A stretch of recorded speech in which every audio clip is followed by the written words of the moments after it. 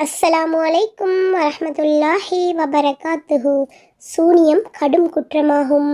அல்லாஹ் கூறுகின்றான், சுலைமான் நிராகரிப்பவராக இருக்கவில்லை, ஆயினும் மக்களுக்கு சூனியத்தை கற்றுக் கொடுத்து கொண்டிருந்த ஷைத்தான்கள் தாம் நிராகரித்தார்கள். குர்ஆனில் 2வது அத்தியாயம் 102வது வசனம். அபூ ஹுரைரா ரலியல்லாஹு அன்ஹு அவர்கள் அறிவிக்கின்றார்கள், அழிவை தரும் 7 விஷயங்களை தவிர்த்து கொள்ளுங்கள் என்று நபிகள் நாயகம் ஸல்லல்லாஹு அலைஹி வஸல்லம் அவர்கள் கூறினார்கள். அதற்கு இறை தூதர் அவர்களே, அவை என்ன என்று மக்கள் கேட்டனர்.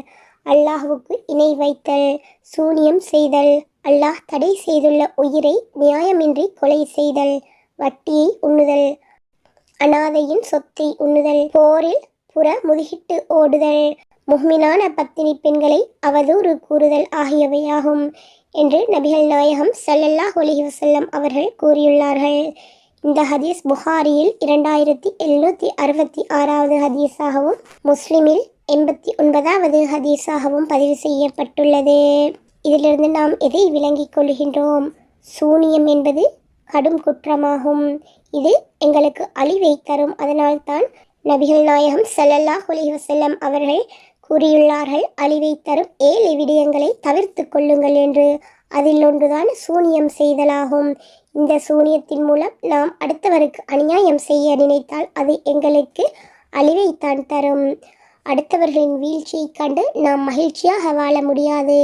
நாம் அப்படி மகிழ்ச்சி அடைந்தாலும் அல்லாஹ் எங்களுடைய மகிழ்ச்சியை நிலைக்க செய்ய மாட்டான். எங்களுக்கு இன்மை மறுமை இரண்டிலுமே அது தோல்வியாகத்தான் முடியும். ஆகவே அல்லாஹ் ரப்புல் ஆலமீனும் எங்கள் கண்மணி நாயகம் ஸல்லல்லாஹு அலைஹி வஸல்லம் அவர்களும் தடுத்த இந்த பாவகரமான விடயத்தை நாம் யாருக்கும் எக்காரணம் கொண்டும் செய்யக்கூடாது. இந்த சூனியத்தை விட்டு நாம் ஒவ்வொருவரும் அல்லாஹ்விடம் பாதுகாப்பு தேடிக்கொள்ள வேண்டும்.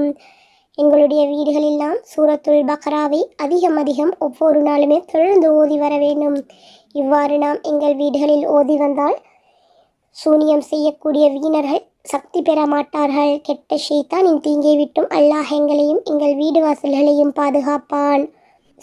ஆகவே நாம் சூனியத்தால் பாதிக்கப்பட்டிருக்கின்றோம் என்று உணர்ந்தால் குல் சூரா 3ஐயும் ஓதிக்கொள்ளலாம். நபிகள் நாயகம் ஸல்லல்லாஹு அலைஹி வஸல்லம் அவர்களுக்கு சூனியம் செய்யப்பட்ட பொழுது அவர்கள் இந்த சூறாக்களை ஓதித்தான் அதன் மூலம் நிவாரணத்தை பெற்றுக்கொண்டார்கள் அல்லாஹ்வின் உதவியுடன்.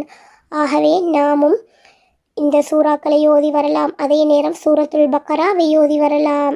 எங்கள் வீடுகளுக்குள் நாம் நுழையும் போது அவுது பில்லாஹி மினஷ் ஷைத்தானிர் ரஜீம் பிஸ்மில்லாஹிர் ரஹ்மானிர் ரஹீம் என்று கூறி சலாம் சொல்லிக்கொண்டு வீட்டிற்குள் நுழைய வேண்டும். அப்படி செய்தால் அந்த வீடுகளில் ஷைத்தானின் ஆதிக்கம் இருக்காது. அல்லாஹ் எங்கள் அனைவரையும் சூனியத்தை விட்டும் இவ்வாறான பாவ செயல்களில் நாங்கள் ஈடுபடுவதை விட்டும் பாதுகாக்கட்டும். அஸ்ஸலாமு அலைக்கும் வரஹ்மத்துல்லாஹி வபரகாத்துஹு.